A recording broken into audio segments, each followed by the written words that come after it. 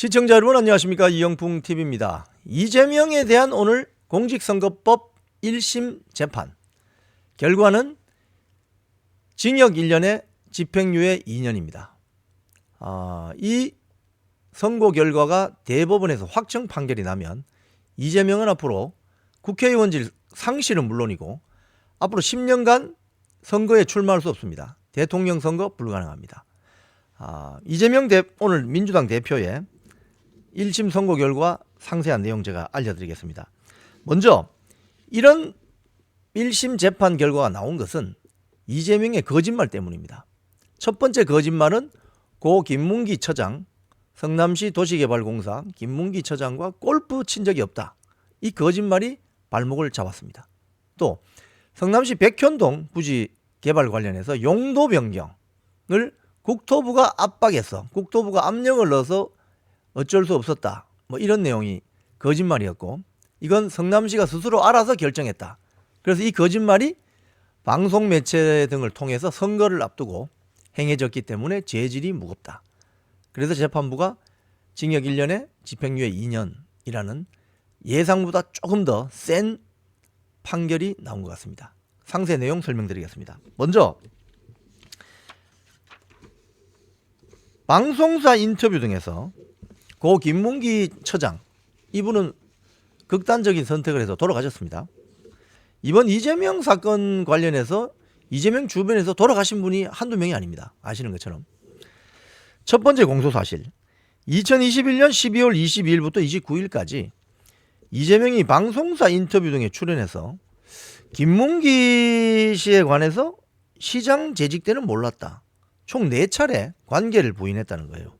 골프를 친 적이 없다. 그런데 이 골프를 친 적이 없다고 한 것이 허위 사실을 공표한 불법 행위로 판단이 됐어요. 이 고 김문기 씨는 대장동 개발 사업이 이게 파문이 커지자 의혹 제기도 나오고 하니까 그 시기에 숨진 채 발견됐어요. 검찰은 이재명이 이 대장동 사건에 대한 국민적 여론이 아주 안 좋아지니까 선거를 앞두고 대장동과 거리를 두기 위해서 이런 거짓말을 했다. 이렇게 보고 있어요. 재판부는 이 이재명의 발언 중에 유죄가 인정되는 부분, 국민에게 주는 전체적인 인상을 기준으로 한 판단, 이거 뭐냐면 국민 눈높이에 맞는 판시를 했다. 이렇게 입장을 밝혔다고 보면 되겠죠. 이재명이 대통령 선거를 약 3개월 정도 앞둔 상황에서 대장동 개발사업 실무 총책임자 고 김문기 처장이 스스로 극단적인 선택에서 숨졌는데, 대장동 특혜 의혹을 중심으로 한 피고인과 김문기의 관련성이 부각됐다. 이런 발언들의 의미를 부여했다. 이 김문기 처장은 숨진 채 발견됐습니다. 정확한 워딩은요, 숨진 채 발견됐습니다. 자, 그래서 당시 국민의힘이 이재명이 이런 거짓말하는 걸 입증하기 위해서 고 김문기 처장, 유동규 본부장 등이 함께 있는 그 해외 출장 간 사진을 공개하면서 이거 거짓말이구나 이렇게 알려지기 시작했죠. 12월 29일 그러니까 당시 방송에 출연해서 국민의힘에서 이런 이야기했습니다. 이재명 대표가 국민의힘에서 4명 사진을 찍어 가지고 마치 이재명 본인이 골프를 친 것처럼 사진을 공개했던데, 제가 확인을 해보니까 전체 우리 일행 단체 사진 중 일부를 떼내 가지고 이렇게 보여줬더군요. 조작한 거죠 라고 말했어요. 그런데 재판부는 이 조작한 것이라는 발언은 그 경위와 맥락, 일반 선거인의 인식을 기준으로 볼 때 김문기 씨와 함께 간 해외 출장 기간에 김 씨와 골프를 치지 않았다는 의미라고 규정했다. 이게 거짓말이라는 거예요. 다만 성남시장 재직 시에 김문기를 잘 몰랐다. 이런 발언은 무죄로 판단했다고 합니다.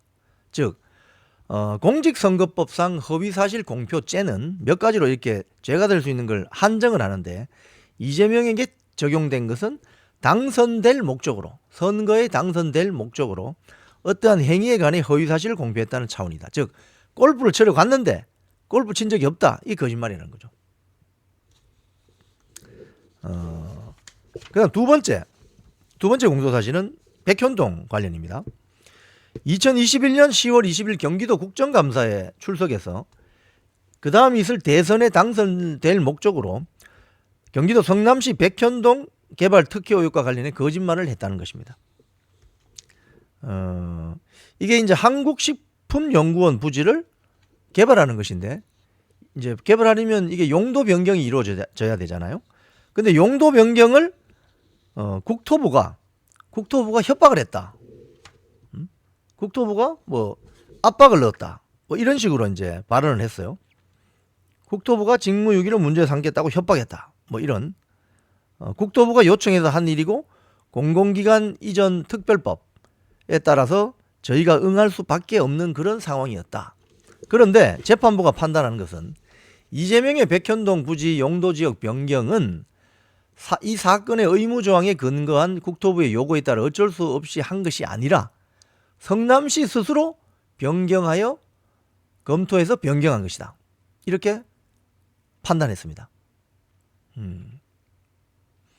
국토부 공무원들로부터 협박당했다고 볼 수 없다. 자, 이번에 이렇게 징역 1년에 집행유예 2년 대법원에서 확정되면 향후 10년 동안 선거 나올 수 없는 피선거권이 박탈되는 사실상 정치 생명을 마감하는 이렇게 엄중한 판결을 낸 이유가 뭐냐? 결국 선거에 영향을 주는 거짓말이었기 때문에 그렇습니다. 재판부는 이렇게 이야기했습니다. 선거 과정에서 유권자에게 허위 사실이 공표되는 경우 유권자가 올바른 선택을 할 수 없게 되고 민의가 왜곡되고 선거제도의 기능과 대의민주주의의 본질이 훼손될 염려가 있다.